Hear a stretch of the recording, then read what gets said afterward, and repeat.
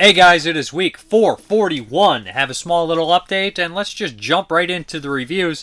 The first one up is a doozy, and this is hashtag Shakespeare Shit Show. That is a tongue twister if I ever heard one, from legendary director Lloyd Kaufman. Made in 2020, did the festival circuit and screenings and stuff like that, but I don't really think it's had a wide release until now in this 4K Blu-ray edition here. So it's from Troma Entertainment, of course, one of the premier independent companies of all time.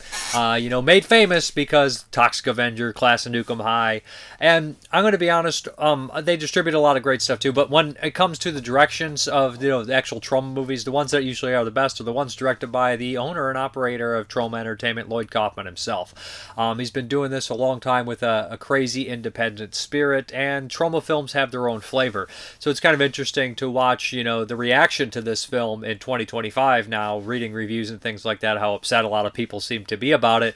I guess they really just never were Troma fans, or maybe they just didn't really get the movie or whatnot, but Troma is infamously known for making offensive content, political content.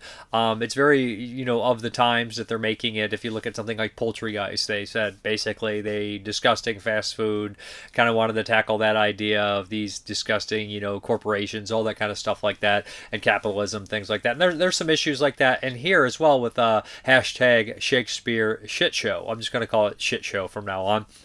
And this one actually has Lloyd Kaufman as dual roles here, and he's kind of the star here, and he's phenomenal in it. He's great in it. And I guess they're calling this his swan song. He doesn't know if he'll direct another movie. He's getting up there in age. So, yeah. Let's tackle this one. Kind of like Romeo and Juliet, which was based on Romeo and Juliet to Shakespeare. This is The Tempest, another Shakespeare, a famous play, and I've seen the rendition once, I believe, so it's not one that's stuck in my memory too much. Romeo and Juliet and Hamlet and stuff, Macbeth are more, I think, famous for me, at least to that point, but Romeo and Juliet's been done to death. I think everybody knows that one. So Romeo and Juliet, I think, lands a little bit more in the story-wise, but, the story is, I don't want to say fairly simple, but it is a story about betrayal and revenge. With, of course, the intricate details of love and tragedy and all that kind of stuff that a Shakespeare play should have, and comedy as well. But it's done in the Troma style, making all these comments and updated into a modern audience. So Lloyd Kaufman, basically, it opens up with some of the most ridiculous stuff going on here. There is a yacht full of people that run this pharmaceutical company. They're horrible, crooked people. They have this new drug called Safe Space. And this drug is supposed to kind of have people, make them relax. People don't get in your safe space. They don't trigger you. All that kind of stuff. Definitely kind of making fun of social justice warriors and the modern kind of, generation. He's definitely going after them. And there's two kind of employees that work for them that are kind of the face of Safe Space. Kind of like these social media kind of presentators that are just there to kind of smooth over with other people. They are actual social justice warriors, and they're absolutely ridiculous and over the top, very funny characters. And they're kind of also in this yacht with all these sleazy pieces of shit kind of pharmaceutical company people that are selling people poison, is what the point they're getting at here. And these people are hit with an actual shitstorm. And it's whale shit with corn in it and all that kind of stuff like that. Absolutely ridiculously disgusting, silly scene. The CGI is not great, but it's almost like to the point where this kind of movie, it definitely gets away with it. It definitely knows what it's doing, and it definitely fits that kind of mold to have that goofy kind of CGI. But it's really funny. And I don't remember if the orcas, I think they're orcas. They're technically not whales, but whatever. Orcas were attacking ships and yachts at this time or whatnot, because that kind of plays into it. But anyways, a bunch of the people die. There's a bunch of prostitutes on board, more ridiculous than the next one, including one that is kind of the ringleader that's in a wheelchair. They end up crashing and end up on Tromaville, stranded, covered in whale shit. They end up going to this brothel, which is run by Lloyd Kaufman. He's kind of in the back, secretly getting these people, luring these people here, and we kind of get his backstory that they did him wrong, including his twin sister, who is also played by Lloyd Kaufman in a hilarious role. So yeah, we have all that going on, and they are lured in here, and they are fed a special kind of drug, and of course, there is a love story that blossoms against two people that shouldn't be together on opposing sides of this whole thing. The characters are raunchy, they're ridiculous, it's full of Troma regulars, including Debbie Rochon. There's a couple of people that you'll recognize that are pop up in Troma films here and there. Some people from Return to Nukem High, and good performances. I love the lady who plays the blind girl in this film, which is a Troma staple, musical, right? We have the blind girl from the Toxic Avenger films, Toxie's girlfriend. But she's fantastic in this movie. I think her performance is great. This is also a musical that fits in line with a lot of the other Troma movies at the time. Poltergeist, Romeo and Juliet have their musical numbers, which are great. But the musical numbers are pretty solid in this. I haven't laughed this hard in a very, very long time. And I think that it kind of fits into this day and age. I grew up with a lot of the 80s and 90s comedies and a lot of Troma comedy and that kind of weirdly offensive, gross kind of stuff. And the idea, it's funny because it is offensive and it's wrong. It's just kind of, you laugh at that kind of stuff because it's inappropriate. You don't go about life with that kind of stuff in mind. But so this stuff is just gross, and there's a lot of political humor that a lot of people will probably find offensive, which I don't, because I know where Troma's coming from, and I know that a lot of people will be offended. It's in the line with South Park, right? Troma has their own kind of style, and they kind of make really gross, crass jokes, and a lot of people get made fun of in it to get their message across in kind of a bigger picture here. Now, this kind of humor is not going to be for everybody. Some people will be like, well, I need it a little bit more sophisticated and all that kind of stuff like that, but sometimes the audacity and the offensiveness is just enough to get me cackling about how ridiculous this is. There are some wild, crazy practical effects, including mutations, including Dickie, which is a bird with a full dick, and Beaver, these animals that were tested on by these pharmaceutical drugs. But there's also a kind of a meaningful thing in here where you have a person who is doing everything they can to better mankind, but they make one minor mistake unknowing, and they are ridiculed. They're dragged over the coals. And that definitely is something that he is definitely poking fun at. In the special features behind the scenes making of, they do mention a lot that James Gunn was canceled at this time because of his Twitter, kind of comments and everything like that. I do feel like the whole, canceling people and all that kind of stuff has slowed down a lot, because I think everybody has much bigger problems on their hand than worrying about what people are saying on the internet at this point in this day and age in life. But I think that this is definitely a reflection of 2020, and maybe it even is a little dated at this point, but it does fit with the modern times as well. I think it was really entertaining. I thought it was hilarious. I loved the damn thing. But I'm a big Troma guy. And I'm a big Troma guy from that time frame, from like Citizen Toxie, Terror Firmer, Romeo and Juliet, Poltergeist, that really kind of nasty, raunchy kind of style of humor where they got definitely more political, even though Toxic Avenger has the anti-pollution kind of stuff in there. And Troma's always had that kind of aspect as well. You have your Toxic Waste. I noticed some cameos in here that I thought were fun. You saw the guy, I can't remember his name, but he chugs stuff on YouTube. He has a nice little cameo in here.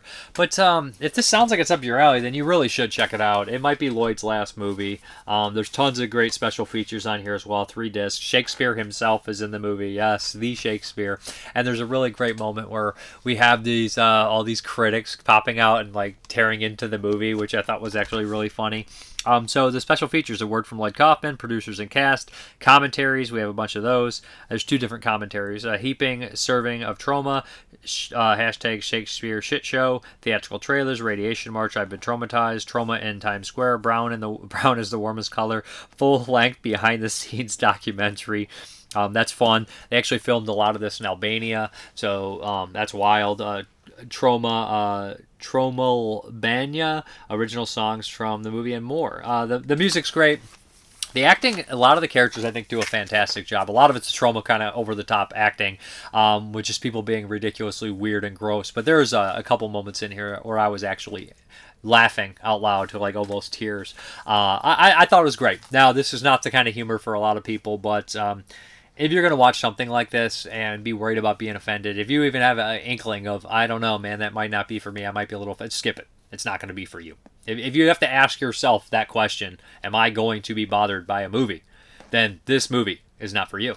But on the other hand, if you're a Troma fan and you wanted something like Poltergeist or Terror Firmer, then this one is definitely for you. It definitely fits in that mold. It's a bigger, funner, crazier, gory movie. It's relatively fast-paced, too. I felt like the runtime was really quick. I feel like it went quick. And Lloyd's great in it. And, it's only 94 minutes. I feel like sometimes the Troma movies had this curse where it felt like, like Return to Nukem High. I was like, man, this feels really long. And they cut it into 2 movies. I'm like, maybe a little too long, although I love that one as well. But this one doesn't have that curse. It doesn't have that, let's cut it in half. It just is one, this is the best one they made in years. I think it's better than the Nukem High movies, but the Return to Nukem High movies, I should say.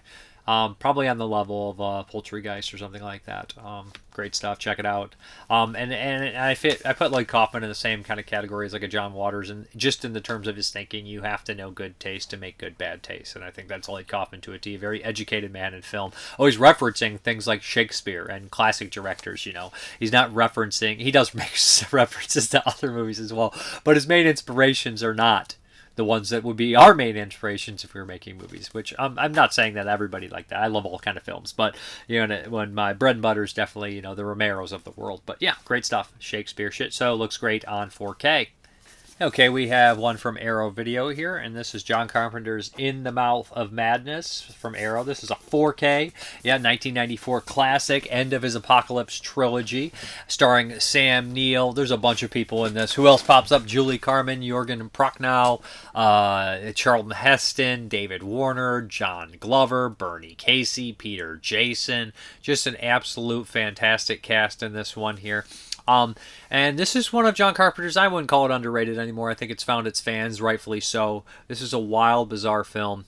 Actually, I think this is a New Line Pictures, produced by New Line, Robert Shea, written by Mike DeLuca, who worked at New Line forever. And it's a very interesting story, very interesting kind of concept here. And a lot of Carpenter movies, they're always either really well-made kind of suspenseful movies that are small but just brilliantly done, or they are these big kind of heady, weird, kind of crazy movies. And I put this in more of this category along with like Prince of Darkness or The Thing or They Live.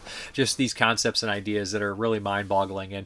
And when I originally saw In the Mouth of Madness years ago, probably around when it came out a few years after, it's just something that you have to kind of think about and tackle. It's definitely inspired by H.P. Lovecraft. It has a Stephen King style character in it. But so it also is very film noir. And this came out, when was that? 94. And also another movie that tackles about reality. This is huge into reality, is another movie that from 94. I feel like 94 as a whole was definitely messing with reality when you have Wes Craven's New Nightmare, and you also have Cemetery Man, which are all movies about what is your reality, what is reality. So Sam Neill is kind of an insurance kind of guy, more like a private eye kind of investigator seemingly, but he's an insurance, I guess what you call it, detective, right? Somebody has a fraudulent claim and they send Sam Neill in and he busts him. And so Sam Neill is hired by this book company, this book publishing company, to find their big prized writer, Sutter Kane, and Jorgen Prochnow. He doesn't read, Sam Neill doesn't read these books. These are very vastly popular H.P. Lovecraft-style horror novels that seem to have some sort of weird overhold of the readers. The people become obsessed, and it seems like society's kind of crumbling all around. So Sam Neill is joined by Julie Carmen, who works for the publishing house. She's the editor of these books. Julie Carmen from Fright Night 2, fantastic actress, love her in Fright Night 2 as well. And he's sent along his way, and he's somewhat figured out through the books that there might be a possible kind of hidden village. So he ends up cutting them together in a really ridiculous, crazy scene, and he finds this place on the map, which is a Lovecraft story, right? This small little quaint town. Also maybe a little bit of Stephen King-isms in there. But, the stuff on the wall, like the painting changing constantly, is very much out of a Lovecraft book. You had Francis Bay in there as well, another good character actor. But as he starts to dig deeper, he realizes that, his reality is not what he thinks it is. And, you have the end of the world through all different means in his films, from outer space, from the alternate from hell dimensions, and negative, what does they call that? Negative antimatter in Prince of Darkness, and now you have it from mass hysteria brought on by a book or an author. And you kind of get that idea, like, now, is everybody reading this fitting into this story, or is it just kind of this character in the story? But it has a great framing story that fits right out of a Lovecraft story. You have Sam Neill going to an insane asylum and telling his story. So you have the unreliable narrator, you have the kind of detective style element going on there, and throwback to the film noir, and you have the weird kind of changing of humans into monsters being, kind of morphed into something that they're not by the old gods. So it has all these Lovecraftian elements. It's got really great effects by K&B, Greg Nicotero, Howard Berger and stuff, including lots of monsters and gooey, slimy creatures. Now you definitely would want to see more of them within the movie, but the way they do it, I think that it leaves a lot to the imagination with giving you a glimpse of them, which is kind of what Lovecraft would do. People were making jokes in the commentary. I think that was Elric Kane and Rebecca McHenry who do a podcast, and they do a new commentary in here, which is pretty good. And I think they both made the joke. I don't remember who made the joke in the special features, but they say about Lovecraft saying it was unfathomable, it was unexplainable, but then they spend like 3 or 4 pages explaining the creature to you, tentacle thing, because, you know, they're getting paid by the word. But that's just very funny kind of thing like that. You know, Lovecraft always tells you it's this, but then people want to go to make a Lovecraft monster, like, well, it had to be this, so they tell you enough that you can actually get there and do that. So there is that aspect as well. So I think Sam Neill's spectacular in the movie. I think he's perfect in it. I think Julie Carmen's great in it. And they in the commentaries, there's 2 with Carpenter, one with the DP, who's not Dean Cundy this time around, and one with Sandy King, his former wife and producer of his films. In these commentaries, he talks about how much the character actor really adds to the film, and he said in these roles like that. And I would 100% agree that the supporting cast in this movie just helps along the way, brings it to reality. When you see these faces like Peter Jason and Bernie Casey right in the beginning, and David Warner and John Glover in the hospital. And is there a better guy to interview you about you being crazy than David Warner? I don't think so. I think he's wonderful. And then Jürgen Prochnow, who's a great character actor and a scary kind of guy too in this Sutter Kane kind of role. I think it's a great film. I think it's an interesting film. I think it's a mind-bending film, and I think now more than ever it's always important. And when we talked about this, I had this on 22 Shots of Moods and Horror when we did 94. This was my number 2 favorite film after Cemetery Man. And I said it so weird, Cemetery Man. And I feel like those alternate, the idea, the reality, the mass hysteria coming into the world through people, you know, believing in something is so much can happen. And I do feel like that a lot of people live in alternate realities now. There's a great line in here where Julie Carmen says something along the lines of, if everyone else's reality was different and you're the only one that had your reality, wouldn't it be lonely? And you're like, geez, man. And that sometimes, you know, people isolate themselves and get like that. It's a scary thought. A lot of thoughts like that, a lot of elements like that, just scary, creepy stuff and fun little creepy moments. And the end with Sam Neill laughing in a theater is probably one of the most iconic shots of horror films ever made. As far as the features go, there's a bunch of them. It looks great and sounds great. The 4K has been remastered spectacularly. You can see a lot of things you could never see before. So the special features, again, we have some new ones, we have some old ones, we have a lot of the stuff ported over, but we have brand new original 35 camera, remastered 4K restoration from the 35 millimeter camera negative, and then we have Dolby Vision HDR 10 compatible, original lossless 5.1 mix, and we have the 2 stereo option, then we have subtitles, archival audio commentary with Carpenter producer Sandy King. I think that was from the Shout Factory, Scream Factory release. Archival audio commentary with director John Carpenter, director of photography Gary B. Kibb. And that's more of an interesting commentary. So, well, how'd you get this light? How do you do this light? Where do you balance this? What's the hardest kind of stuff? Carpenter's really growing him, not in a very mean way, but he's really just curious and getting the information. Good commentary, especially for people that want to be DPs. Brand new audio commentary by filmmakers Rebecca McHenry and Elric Kane's co-host of Colors of Dark podcast. I listen to the podcast. I'm a fan of them. They do a pretty good job. Making Madness, a newly filmed interview with producer Sandy King Carpenter. That is entertaining and interesting. She mentions that Charlton Heston really did not like her. That's kind of a fun little tidbit in there because she's a producer and stuff like that. Always good to hear from her. Do you read Sutter Kane? Newly filmed interview with Jürgen Prochnow. That's also cool. And he says people still remember this. They bring this one up. Always wanted to, and he talks about Carpenter calling him, getting him for the movie. The Whisper of the Dark and Archive interview with actress Julie Carmen. Good stuff. Always like what she has to say. Again, she says people remember this one. Greg Nicotiro's Things in the Basement. Archive interview with special effects artist Greg Nicotero. Talks about what they had to cut out, how they made some of the creatures. The big giant kind of a whole like moving creature thing at the end. We Are What We Write, a new featurette in praise of John Carpenter's The Mouth of Madness. Reality is Not What It Used to Be, a new praise by film scholar. There it is right here. Alexandra Heller Nicholas, that's pretty good as well. Horror's Hallowed Grounds, an archival featurette looking at locations used in the film. Home movies from Hobbs End, behind the scenes footage, the making of In the Mouth of Madness, a vintage featurette, theatrical trailer, TV spots, reversible sleeve, commissioned artwork, all that kind of stuff by Francisco Francavilla. Double-sided fold-out poster featuring originally commissioned artwork by the same. Perfect Bound Collector's book featuring new writings on the film by Guy Adams, Josh Hurtado. Richard Cadre, George Daniel Lay, William Caitlin McKay, Clay, and Alexandra West. I can't remember exactly on the Alexandra Heller Nichols commentary. I meant the special feature. I know I listened to it and I remember enjoying it, but you watch all the features and they bleed together. There's so much stuff on here in terms of features. I had no complaints about it. That's all I can say, and I remember liking it. And I think that she goes over a lot of different movies and things of that nature.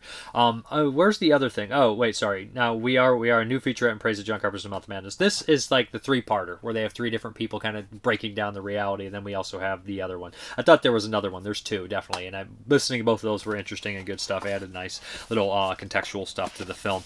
But when I watch something like that, I kind of just take away a lot of the quotes from the characters in that one. And this is the first time watching this one where I felt like the plot was a little bit more straightforward than I had remembered before. You know, I thought it was more of the book invading the world because people's mass hysteria, but really I guess it comes down to what came first, the book or, you know, the book or this planet, or the planet came from the book. It's fucked up, you know what I mean? But it's a crazy kind of thought like that. Anyways, great release from Arrow Video. Looks great, sounds great. Wonderful movie. One of Carpenter's best. It's in my top 5 for sure. Another one up here from Eureka, and this is The Island from 1985, a Hong Kong flick here. And I had heard about this one before, never did find a good release stateside, or never got a chance to see it. So this one is kind of in line. When I was watching it, I was like, oh, this is kind of like The Beast from 1980. Not as gratuitous as The Beast. The Beast follows a group of kids that are attacked, and this woman is raped by this group of animals, and somebody gets revenge. Not actual animals, but monster kind of guys, and they get revenge and that kind of aspect. This follows a story of a teacher who takes out 6 of his students to this like isolated island. It's kind of like before summer, before they part ways and all that kind of stuff like that. He's kind of a nerdy guy, kind of a gentle soul, and they show in the very beginning kind of his demeanor, and I loved how they did this in the beginning. He's watching these fish at a fish store, and he looks over and the little kid's watching him, and he's like, oh, this little kid's enjoying the fish, and he realizes he's watching the fighting fish. I think they're Japanese fighting fish fighting each other, and one's like ripping the other one apart, and the kid's smiling about it, and you kind of get that idea like the scorpions from the Wild Bunch, right? What's the scorpions in the bed of ants, and you're like, oh, that's very much that cruelty within children. And the characters they do end up meeting on this island are very childlike in a lot of ways, so it kind of reflects the children being violent, all that kind of stuff like that. So he takes these kids to the island, and they have their characters, and they all have their little nicknames, and they set them up. There's a lot of kind of character development. The characters aren't super in-depth, but they're in-depth enough. The main guy is fairly known, and we do get a glimpse at these people on the island, how they live. There's 3 brothers and their mother, and their matriarch of the family kind of dies, and that kind of lets these guys kind of go a little bit loose, kind of a little bit crazy to do what they want, a little unsettling. And the youngest brother is actually to be married. He's kind of the last hope for the lineage. He's also mentally kind of handicapped, so he doesn't really understand things. They run this general store that no one goes to because the island's uninhabited basically at this point. Frank Jin points out in the commentary, and I think Artie Venema and Mike Leader do as well, that, or maybe the other special features do either, Tony Raines, that at this time, you know, Hong Kong had sold these like outlining islands to, you know, China, so, or whoever. They've been sold. So these people are really kind of displaced, or they're going to be displaced, so the people have left. So it's like this little political aspect that these people really have nowhere to go. They don't really belong here, and they're still trying to carry their lineage on still like nothing's happened. So it's a really fucked up, weird, kind of twisted situation that surface level, I don't think westernized viewers like myself would know without the context that they're giving there during that time. So that makes a lot of sense that these people are kind of like already written off in a lot of ways there. And so you have the city folk versus the rural folk, which is a classic kind of story. Deliverance, Hunter's Blood, a million times rituals. Great story. I've always enjoyed that. So they end up bumping heads, and they had kidnapped a girl. Mainlander had washed up, kind of like in like Lost Souls kind of area here, where like she washed up and they were like holding her to marry, and the mom said she was unclean, so they couldn't do it. Whatever, it complicates things. But one day she tries to escape, and she runs into the students, and they realize that these brothers that they've had been intermingling with in some really intense situations are responsible for it. So that's going to pit these two groups of people against each other, and some students are going to die, and some brothers are going to die, and it's going to be tragic and crazy and violent. Yeah, but it does take a long time until it gets to the violence, until it gets to the climactic ending and all that kind of stuff like that. So you better buckle yourself in and wait about an hour before anything really starts to pick up. But there's a lot of tension, there's a lot of character building amongst them. One of the brothers is the one I recognize immediately is from Her Vengeance. He's probably the nastiest rapist, the most memorable, the one with the mustache who gets his face burnt. He's in here. He dies like crazy in Her Vengeance, but he's in here as another sleazeball doing a really good job. So very memorable kind of villains in this one, and he's very perverted as well. This is, I wouldn't call like an all-out rape revenge or something along those lines, but it's definitely that rule versus kind of city kind of folk stuff, survival movie. The lead in here, I've seen him in stuff like Encounters of the First Kind, and he was kind of a comedic actor that was in some Choi Hark movies and stuff like that. And he kind of was a semi-decent character actor. They mentioned the special features and commentaries, but he was never really a leading man, so he's definitely an unconventional leading man. He's nerdy, like he can't stand up for himself. He can't fight these guys. But it's going to be them versus them. Kind of hills have eyes. We gotta learn our kind of like our strong side to beat these kind of people that are grown up in this kind of environment. But good location, shot well, overall well acted, good movie, good music, some good visuals too, a couple iconic shots. I really enjoyed The Island. I probably enjoy this more than a lot of people would because it's more my wheelhouse, but I think it's good. Now don't just expect a bloodbath from frame one though either. It kind of has a slow build and things of Lowe's nature. As far as the features are concerned, we have new commentary by East Asian expert Frank Jin, good commentary, new audio commentary with genre cinema experts Michael Leader and Arnie Venema. It's funny because they're like, Michael Leader and Arnie Venema are like, that can't be the same lady in here, that her credited name, it can't be the same one as famous there, and then Frank Jin's like, different one in his commentary. So like, they come together and they do different kind of information. It's funny. Artie Venom and Mike Leader say, this is a lot like We're Going to Eat You. And I'm like, yeah, it is like that. And then I was thinking The Beast. And then Frank Jin's like, this is like The Beast. And I'm like, yes, it is like The Beast. And they're both from 1980, both really cool movies. One's more comedic and one's more serious, but they're both interesting too. And would make those three together would make really good with this one. Maybe even throw Lost Souls in for three. That's a rough 1980 triple feature. If you throw in this one too, you get a quad feature. But new audio, I got the commentaries, and then we have Surviving the Shoot interview with director Poi Chin Long from 2023, courtesy of Frederick Armisen. That is in English. Tony Raines on the Island. New appreciation by film writer, programmer, and East Asian film expert Tony Raines. Trailer, limited edition collector's booklet, and interview with Po Chung and revised introduction notes from the director. Stand at 2023 Far East Film Festival, film writer, producer, festival executive Roger Garcia. So nice release of a movie. This is a really cool cover art too. I like that the bad guys are in the back watching them. There was that kind of scene there where they're on the beach and they're just kind of sitting there watching. But yeah, good film. I would recommend this one. If you guys have seen a lot of the ones I mentioned and you like them, then this one's totally for you. All right, we're going to continue into The Furious Swords and Fantastic Warriors, the heroic cinema of Chang Che. And we are on the second disc now, and we are going to start with King Eagle right here. And this stars Tai Lung, who is a great actor, a fantastic actor, and he was in, A Better Tomorrow and a slew of other Hong Kong movies. He's one of my favorite actors that pops up in these ones. And King Eagle is more my kind of plot. Like there's the different plots. I always mention that. Like you have your kind of school versus school, your historical drama, all these kind of things that you could watch when you come to the Kung Fu, or this is like a wuxia kind of traveling swordsman loner kind of one, and I'm totally into those. So Tai Lung in the very beginning here is minding his own business. He's kind of by this little river, which is a cool, really nice set, very Shaw Brothers set right here with the river. And right away in the beginning, somebody is assassinated. This kind of clan leader is assassinated, and there's 8 chiefs of here, which is common in these kind of movies. So the 6th chief realizes that the first chief has killed him. So he's running to try to tell the other chiefs is what happens. He gets gravely injured by, the first chief who's trying to take over, and he begs Tai Lung to help him. And Tai Lung says, I don't want to get involved with any of this. I do not care. This is not my battle. So he kind of avoids all these conflicts. But when he kind of goes to his inn, a group of villains have killed the people that he goes there and he's friendly with. This kind of upsets him, so he has no choice to get involved, and he kind of realizes that a bunch of these chiefs are villainous and they're going to kill the other chiefs and take over. But when he gets involved, he is an infamous kind of swordsman that they didn't know he was involved originally, and now they're like, shit, this guy is the real deal, and they kind of hire some assassins to go after him, and he starts a relationship with the 8th chief, who is actually played by the same actress who plays the 7th chief. chief. The 7th chief is an evil one. She's beautiful and obsessed with her looks, and the 8th chief is the kind one, played by the same actress. They're sisters, twin sisters. So there's a love relationship going on there, while at the same time he has that, that animosity and hate towards the other one. But the bad guy's got some really cool weapons, and they're memorable, which is a lot you can ask for in these movies. And I remember. And Mike Leader and Arnie Venom are on this commentary again, and they were mentioning that the hero is really only as good as the villain. And I'm like, that is true. At the same time, like, it's really what you kind of want in these movies is a good bad guy gang. And if you can't have a good bad guy gang, you kind of lost. And that's kind of some of the reasons I'm not too big into the modern action films. Like, even if you think like crime films or something like along the lines, or action sci-fi or something like RoboCop, great bad guys, Darkman, great bad guys, memorable bad guys.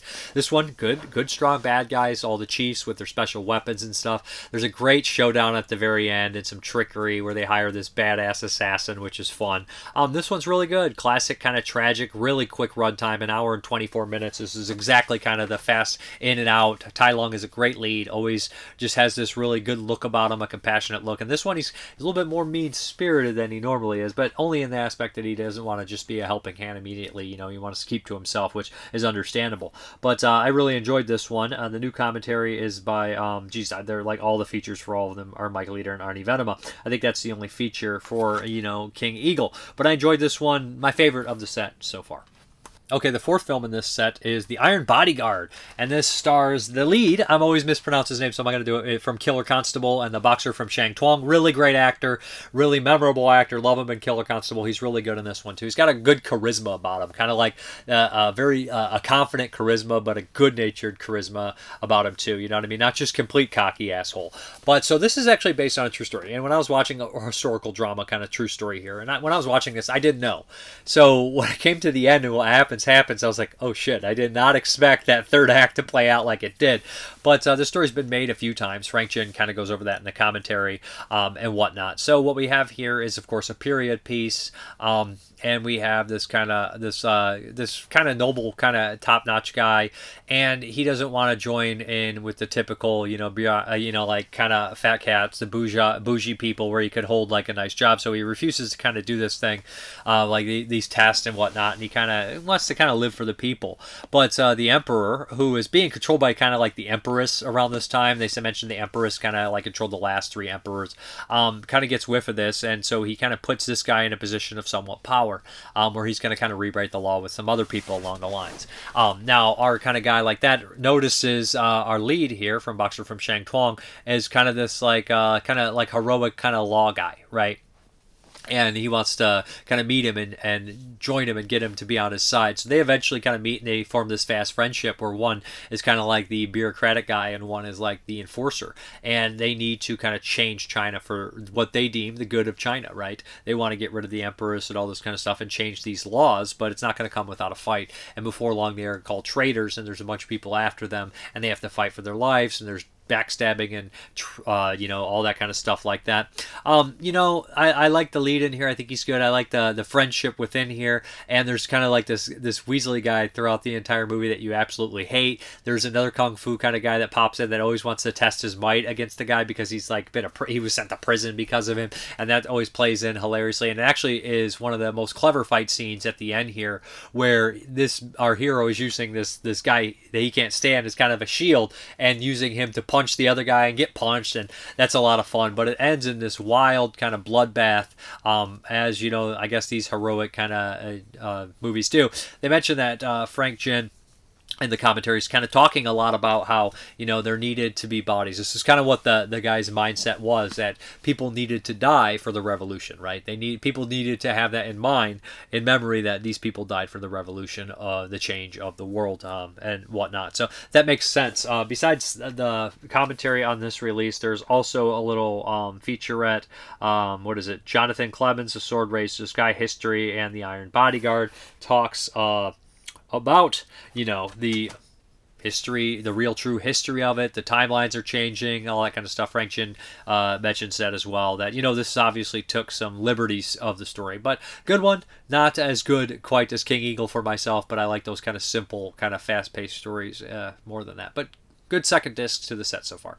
Okay, we're going to talk about the 1995 Tim Ritter movie Creep, the SOV kind of pretty big budget SOV movie starring Joel D. Wynkoop and Kathy Willits. So Kathy Willits, in the time in 1995, had a huge kind of scandal because she was a somewhat prostitute call girl that ended up having these affairs with some very, like political figures, and it blew up everywhere. Her husband was filming, so it created this kind of weird thing. She like sold herself as like a nymphomaniac, so she had done some prison time, had gotten out, was more like into like a strip kind of world, all that kind of stuff like that.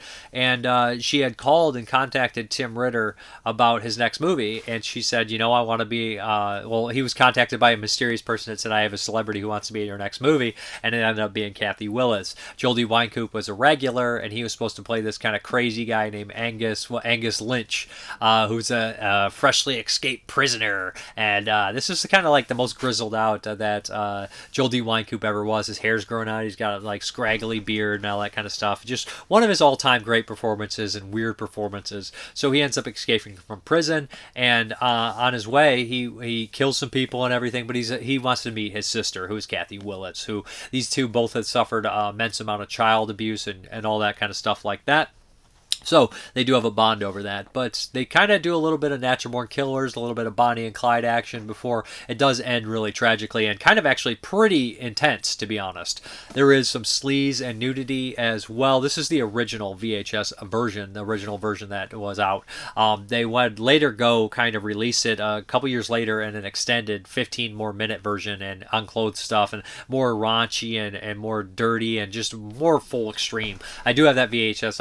I'll show that to you as well, the 145, because I remember I was rewatching this one, and I said, man, I remember this movie being a lot more gratuitous than this. I remember this movie kind of being shocking, to be honest, and it was a little bit more tame. And then I was listening to the features and the Blinded by Blood number 2 special feature by Tim Ritter and all the commentaries and Joel D. Wynkoop on the special features, and I was like, oh, that's why there was an extended version. And I really do feel like they should have had the extended version on here on the bonus disc. Possibly, maybe it's hidden. I don't know. I'll get to it and talk about it.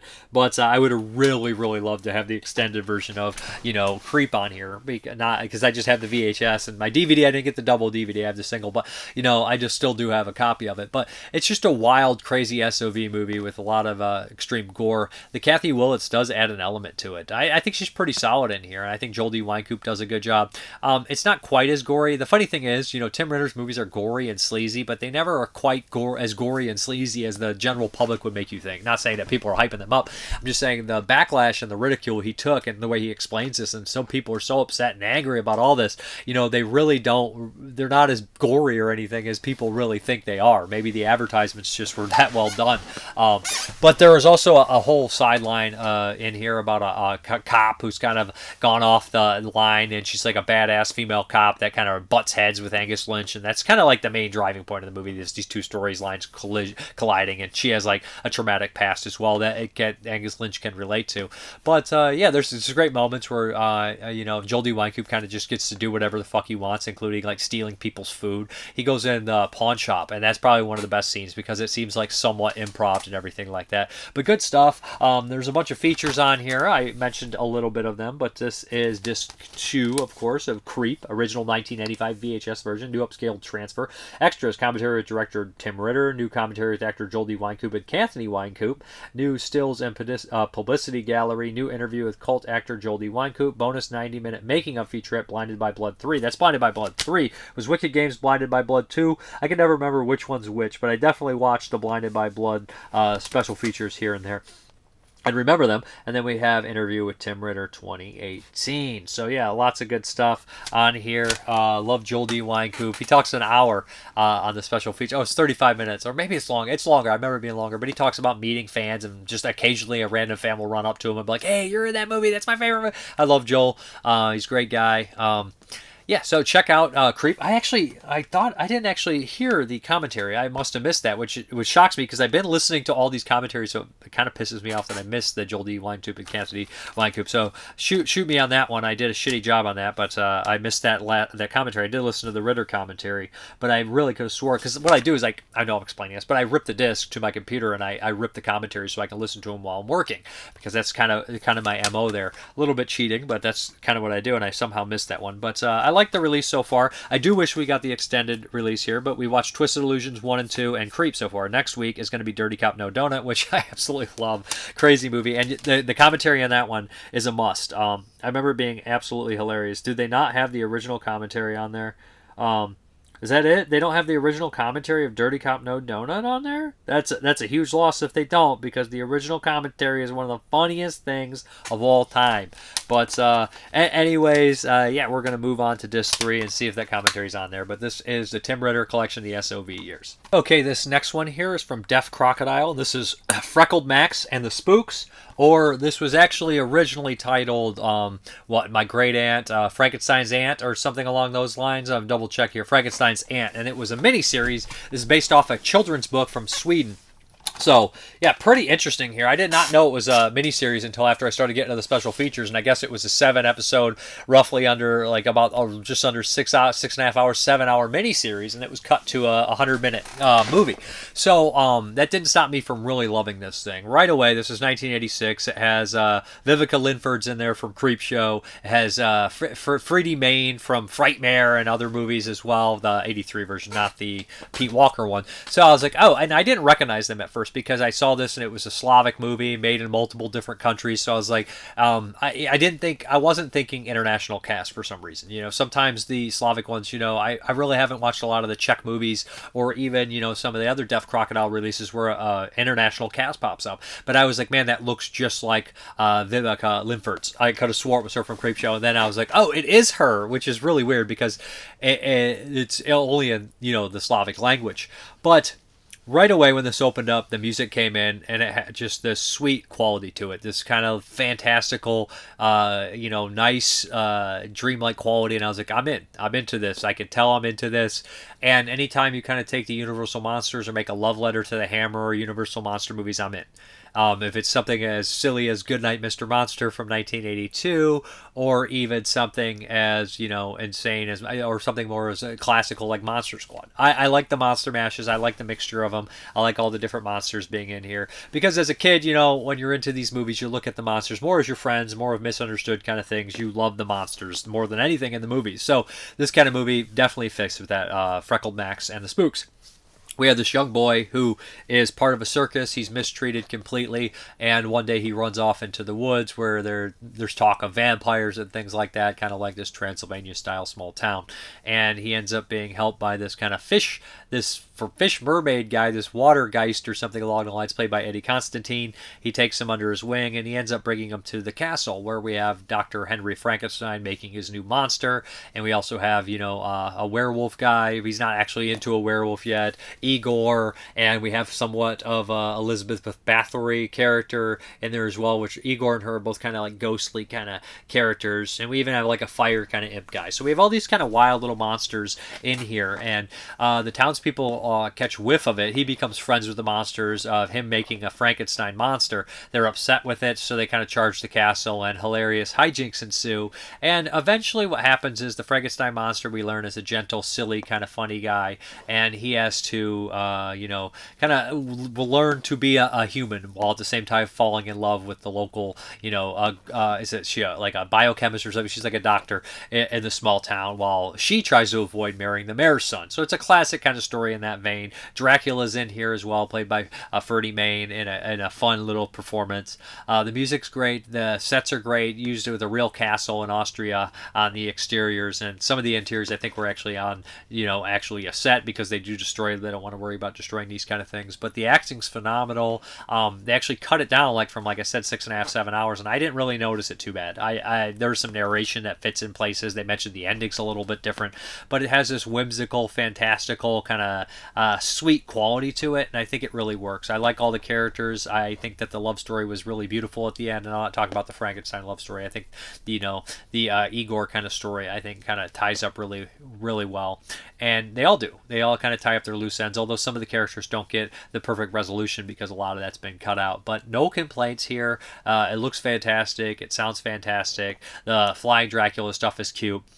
And a lot of the side characters in the town, you could tell that they have bigger roles after you know about it because they're just so memorable faces, memorable performances, including kind of the villain of the story is like the town blacksmith, and he makes these comical bombs, like something from like Super Mario Brothers 2 with the mouse throwing the bombs.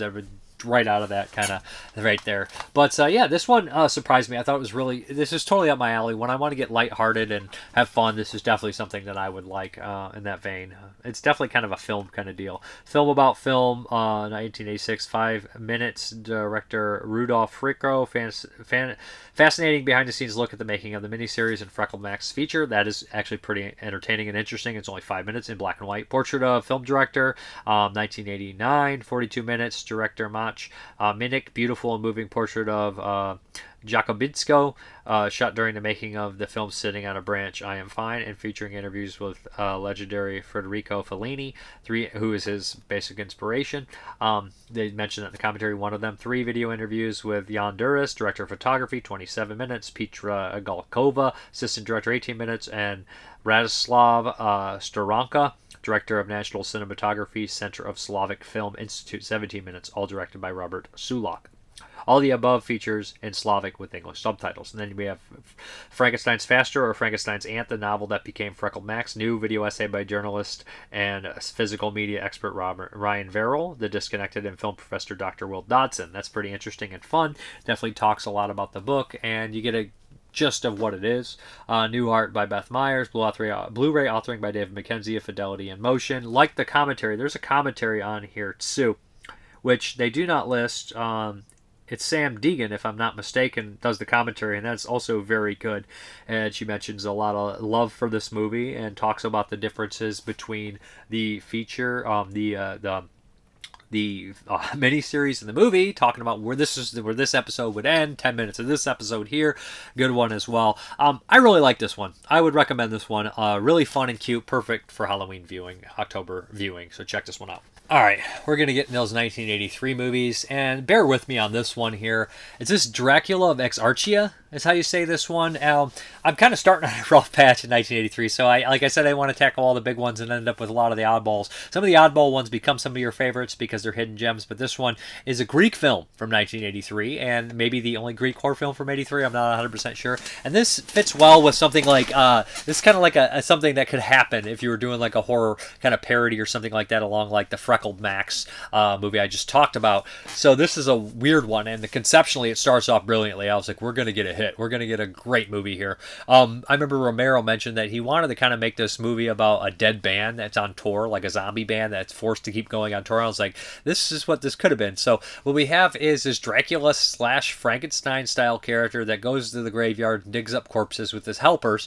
And he takes the corpses and he puts together the perfect band. He's making a perfect band so he can be like this capitalistic, kind of make a bunch of money off these zombie band that he had put together piece by fucking bloody piece. So that's kind of what he thinks he's going to do. And he's taking the parts back, and the zombies rise and they start complaining and they start bringing up all these, like, they're very political and they're bringing up these very like topical, political, heady ideas and arguing and stuff like, we should do this and we should do that. I'm like, what is this? The zombies look great. The cemetery atmosphere is great. And then what happens is we kind of cut back and we have the Frankenstein Dracula style character bringing these people to life. They kind of run away and go on tour with, I think it's Dracula's daughter or something along those lines. One of them, kind of like Rocky Horror Picture Show, she runs away with the guy right away, with Meatloaf's character. So they kind of run away and you kind of see them performing on the road and they become like this world famous band, although it kind of skips over a lot of that.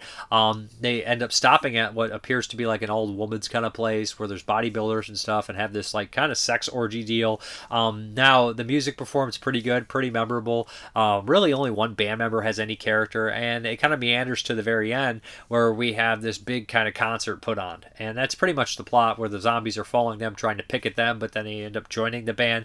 The movie is fun in the beginning. It shows amazing promise. You can only imagine a zombie kind of Frankenstein put together band kind of performing, although they look all human, which is a huge miss as well.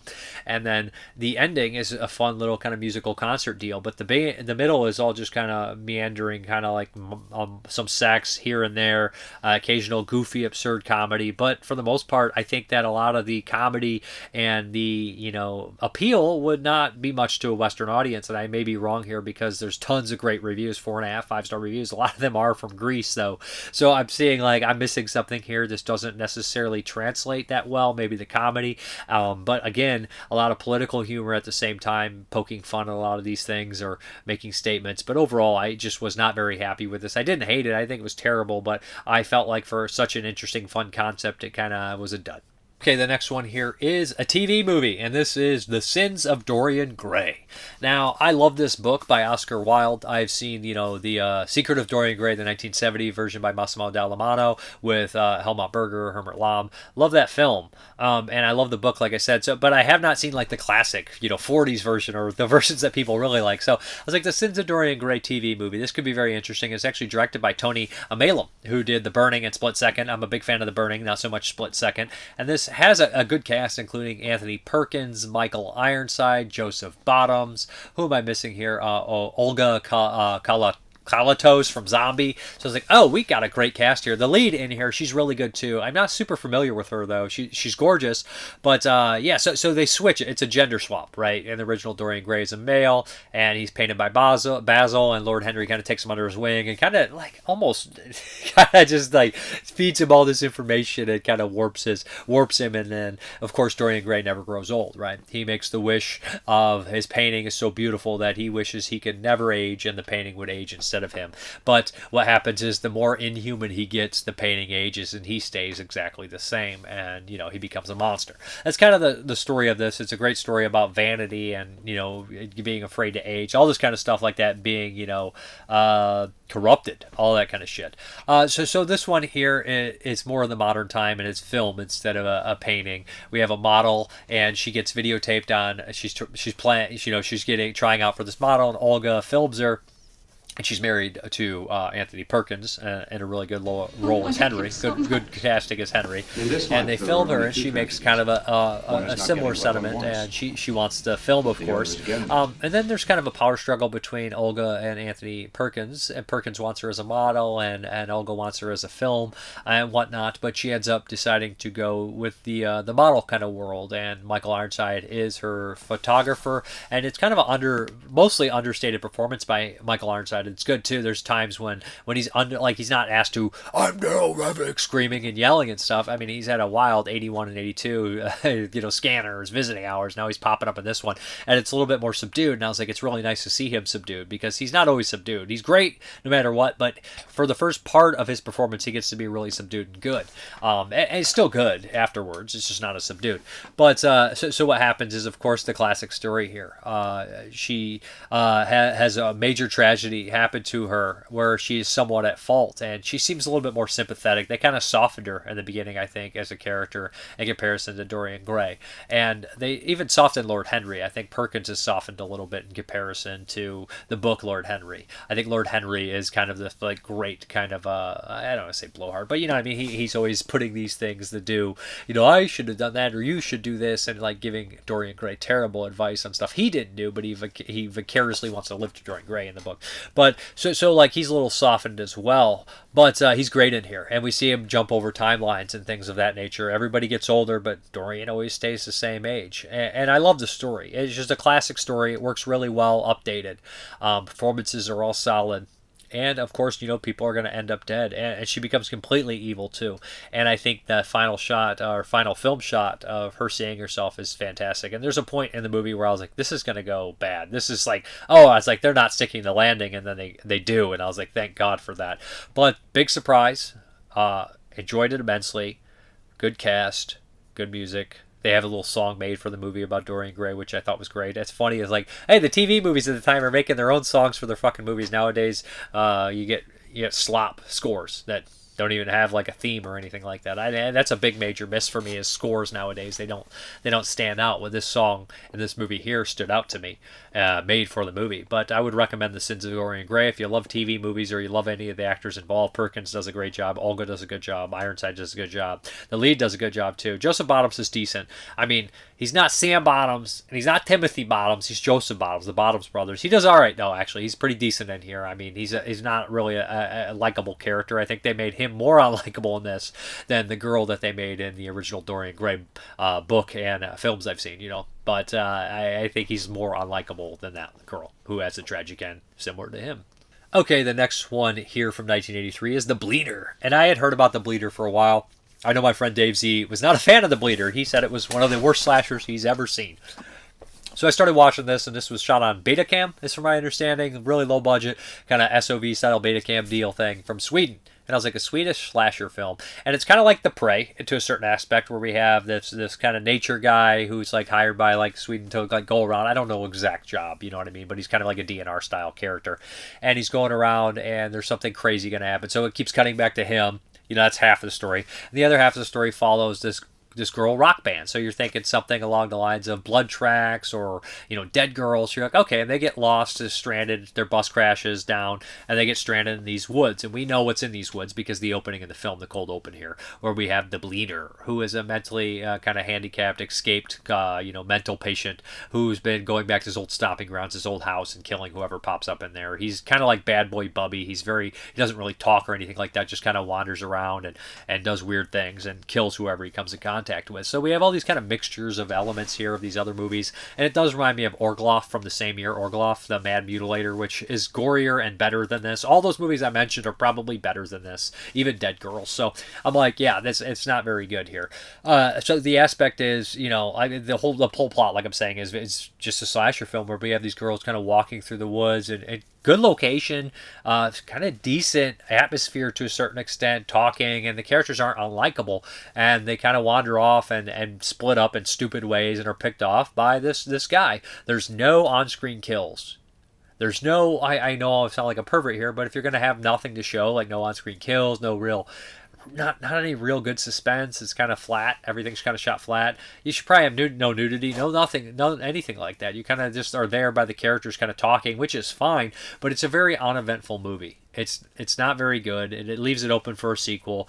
Overall, The Bleeder is just kind of a huge miss. I mean, if you would have had like Andreas Snosh direct this, he could have made it really gory and goofy or something like that. You needed some special effects in here. You needed something. You really did. The movie just doesn't have anything that as a horror movie needs. It doesn't have any of the things that you would need, like suspense or special effects or nudity if you can't get those things or something like that. It's just there's nothing. It's a whole big nothing. And the idea and the plot and stuff like that's standard enough to be entertaining, but just doesn't really do much with it. It is interesting the fact that it's a Swedish SOV slasher movie made in 1983, but that's about, and the locations are cool, but that's about it. Okay, the next one here is from New Zealand, and this is The Lost Tribe. Now, I've heard about this film before. I think I had a bootleg of it for years and years and years. So, New Zealand, last year they put up The Scarecrow from 1982. I'm talking last year, like we're in 1982. So, I was like, okay, I really liked The Scarecrow. I thought it was a pretty interesting, good film. This one, The Lost Tribe. So, I popped this in, and I'm somewhat interested in the plot and everything like that. It definitely has more of a mystery kind of feel. The music's kind of got a good atmosphere about it. It's kind of a brooding, slow pace here. The cops discover this woman in a room. She's kind of been a prostitute, been killed, and they're looking for this certain guy about it. They interview him. He's kind of been ID'd there, and what happens at the same time is his brother has gone to like this isolated kind of forest location and disappeared. And he thinks it's his brother. He's also getting involved with his sister-in-law and their kid. And throughout the entire movie, the kid is narrating through the movie and talking a lot about it, like there's some sort of psychic bond between her and her father. Although it's hard to say because the girl's voice is very breathy and whispery, and it's really hard to understand. So she's like, they said that. There's no subtitles, so I'm like, what the fuck is she saying? Bad choice to have her narrate, although I understand it. Just should have been a little bit more clear. But the brother decides, hey, I'm going to go look for my brother and whatnot. And they kind kind of go to this small town, and he's going to go off on this kind of, adventure to find his brother. And the more it goes on, the more you realize the brothers are more alike. There's more that meets the eye. There's some maybe possible, scandalous cheating, all that kind of thing like that. And the last act is pretty good. It's disturbing. It's kind of well done. It's well acted. You'll notice that Uncle Les from Dead Alive is in here in a very subdued role, but a very good role. And, he's much thinner in this film, as it's like 10 years previous, but I recognized him right away. That's Uncle Les. Overall, this movie, it takes too long to get started. It creates some interesting intrigue. It brings up some ideas, about the kind of brotherly or family bond. But overall, I think visually it looks good in the last kind of moments, but it's just takes too long to get started, and it doesn't have enough of a payoff. And I know I'm being like a stick in the mud this year. It's like already 1983 is not off to a good start in 11 movies. And, how many do I actually like so far? The Sins of Dorian Gray and House of Long Shadows, I think, are great or good. Very good, and there's a couple other ones that I'm okay with, but I just think I'm not really picking the cream of the crop. I can't remember all the ones I've watched already, but yeah, so it's been a very lackluster year right off the bat. But again, I'm not picking the cream of the crop just yet. But overall, The Lost Tribe, I think a lot of people will like this. I do think if you have a lot of patience and you're into more of a mystery-driven film that's psychological, then give it a spin. I do think maybe it was on Blu-ray or something and looked remastered. I think the music was good. I think that a lot of the acting is good. I just don't think it has enough, and I think it meanders too much to be a great film, but that's The Lost Tribe. Okay, we're going to do the Patreon pick, and this is Macumba Sexual, which works out perfect because it is 1983, it is a horror film, and it is Jess Franco. So there we go, kind of two birds, one stone here. Planned on watching this one anyway, so it works out great. This stars Jada Wilson, Lena Romay, and Antonio Mayans. Lena Romay and Antonio Mayans are Jess Franco regulars, of course. Jada Wilson was in Sex Apocalypse with Lena Romay a couple years previous, and she pops up in a bunch of movies. She's a trans actress, cult icon kind of deal. So is Lena Romay. Antonio Mayans, I bet, is at this point as well. So this is a fairly simple Franco-style story here, more driven by sex, sensuality, surrealism, and locations than anything else. Not necessarily a full-out horror movie, but we have Lena Romay and Antonio Mayans are on vacation. She is like a realtor. Antonio Mayans is a writer. They're both trying to concentrate on this beautiful tropical island, kind of being naked and having fun and whatnot. And all of a sudden her boss calls her and says, hey, listen, there's this princess that wants to talk about this realty place in, like, I think it's Georgia, this really expensive place. Go make this pickup. I'll give you a nice bonus. Go sell this product. She ends up going there. She's had these nightmares, and it's kind of like this weird kind of haunting premonition stuff like that. So she goes there, and Jada Wilson is this very sexual creature. She has two slaves with her, one boy, one woman. I mean, one man, one woman. So it's like, okay, and she pulls her in almost immediately and has this kind of aspect where she's kind of controlling her and things. And of course, it's not long before they're having sex, and it's not long before Antonio Mayans gets pulled into the whole thing, and they're having this weird kind of sex thing, and transfer of power is kind of said and whatnot. I don't want to spoil too much, but there's not too much to spoil. Overall, this is a decent one. It's very Franco-like. It's not exactly horror. It's more surreal and psychological. Again, Lena Romay runs around in, some jean shorts, naked a lot of the times.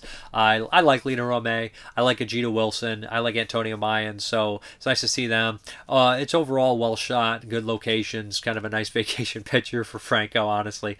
But it's not bad. It's not super scary or anything like that. Definitely like a sexy, sexy, sweaty dream or something along those lines. There is some special features on here that I will mention. Of course, we have Voodoo Jess interview with Jess Franco and Lena Romay on there, and then we have a Mirror of Evil interview with Stephen Thrower. That's like 40 minutes, if I'm not mistaken. Good stuff here. Talks about Jess Franco's different time periods with Henry Allen Towers, this time period, all those kind of stuff like that. Very interesting to break it up in time periods like that, which is smart. I love the interview with Jess Franco because he mentions about Jada Wilson. He's like, I liked her. She was good. I didn't know if she was trans or not. It didn't matter to me, and stuff like that. And you're like, oh, trans. It's like how easygoing Jess Franco was and how like crazy he was. I love the story of him talking about Klaus Kinski when he says something along the lines. He's like, Klaus never messed with me because Klaus said you're crazier than me. I was just like, I love Jess Franco for those kind of stories. Franco's movies aren't always my favorite, but I love Franco more than his movies half the time. Anyways, yeah, that's the Patreon pick. Enjoyable. All right, let's get these questions, comments, and concerns and all that jazz. What do we have here? flipping the page. I'm turning that page right now like a Bob Seger. Okay, Nick from Flanders, 59. The VHS series is a bit of a hit and miss. When they're good, they're really good. VHS 85. When they're bad, they stink like a dog turned into a flaming packer bag. Don't put it out with your boot, Ted. Oh, I'm sorry. After hearing many positive reviews, I'm glad I ordered Final Destination Bloodlines to watch on All Hallows Eve alongside the Golden Oldie Flatliners. When the veil betwixt the world of living and dead is paper thin, what better to watch than movies about death, right? Questions. What would your entry in the VHS Postman 2 franchise look like? I'm not really sure that word. I've never heard that word. If I did, I'd never seen it spelled out. Postman Toe. Franchise look like? I'm not sure. If I had to do a VHS franchise, I would have to see the overarching theme and then do that. If I had to do a Halloween theme, you think trick-or-treating right away, but when you see this one, there's already 2 fucking trick-or-treats in here, so you don't want to do the trick-or-treating. Yeah, the haunted house too, so it's rough to do one. If I had to do a trick-or-treat one, I definitely probably would just do something stupid like Halloween Spookies like I did. I think that could be fun, but you have to do the point of view, found footage stuff. I don't know what I'd do. The serial killer one I thought with kid print in here is good. I probably wouldn't want to do a VHS, to be honest. What's your favorite unintentionally cheesy 90s movie? For me, it's probably Independence Day. Oh, boy. I'll give you one of my favorite cheesy lines from a 90s movie. Action Jackson's full of them, and I love Action Jackson. Now you really pissed me off. Yeah, that line I love that. I don't know, it's probably intentionally cheesy, Action Jackson. I mean, it's called Action Jackson, but that's a fun one right there. Do you think you escaped the Grim Reaper in a Final Destination type situation? Absolutely not. I don't have that much of will to live, so it's like, you got to do this and this stuff. I'm good. Just die. I'll just die. Till next time, God willing, take care. Brendan Timmons, I've had Cannibal Mercenary in my Tubi watch list for 5 years. Definitely putting it on now. Make sure it's like a 100-minute version. It's on YouTube, the 100-minute version. So they'll probably cut all the gore out otherwise. Jason Ellis, I just got AMC just for the VHS movies. I pretty much like all of them, and I will be checking out the VHS Halloween today. Heads up for y'all. If you get AMC, it also includes all the stuff on Shudder. As always, I love your channel, Dave. Yeah, I did the AMC over Shudder because the AMC movies look better than they do on Shudder. The Shudder program's kind of crummy while AMC plays them better with better sound, but they don't have everything sometimes. I don't know if they updated it where they do. I'm not 100% sure, but I do prefer AMC over Shudder. Although I love Shudder and I like to support them, their actual little app is crappy on my TV. It doesn't work well on my TV. It doesn't work well on Samsung's. What the flick? Look at Nick Cage. Somebody asked about the characters, the horror movies, basically doing horror movies late in your career, good or bad thing. And he's replying to that. Look at Nick Cage. His career was in a slump for a while. Movies like Mandy, Color Out of Space, Willy's Wonderland, Longlegs, just to name a few, help him get back on the top. I think doing horror movies late in your career really depends on the actor. You can either give it all, your all, and will revive your career. You can phone it in, and the quality of the movies will go downhill. I would agree with that, but also you got to pick right too, right? And it's a different time.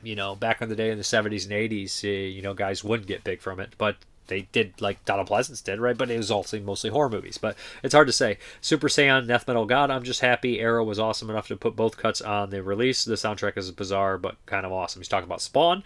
Explosive Action, I hope Cannibal Mercenary gets a proper release one day. If Ninja Terminator can get the deluxe treatments, then anything is possible. Though I fear as you do, the elements are simply gone. Like so many of those Southeast Asian jungle flicks. I would agree, man. Wherever they were kept, they just not hold up. Way Up Dude gives me the thumbs up. I appreciate it. Yeah, we're going to get into this little update. I don't know if I'm just going to show them here out of sheer laziness. I think I will. Maybe I won't. We're going to the video. We'll go to the video. All right, first up is the 4K of Bring Me the Head of Alfredo Garcia from Shout Factory. One of my all-time favorite movies. Maybe my favorite Peckinpah movie right after The Wild Bunch. Definitely after The Wild Bunch. I don't know which one I like better, but man, this movie is amazing. Warren Oates in one of his rare starring roles. Fucking fantastic. And we got a 4K of Night of the Juggler. Pretty cool-ass movie here. I haven't seen it in a while. I've seen a VHS. I still have a VHS, I think. 1980. James Brolin. Cool chase movie across New York City, if I remember correctly. On 4K. That is wild, guys. Great stuff.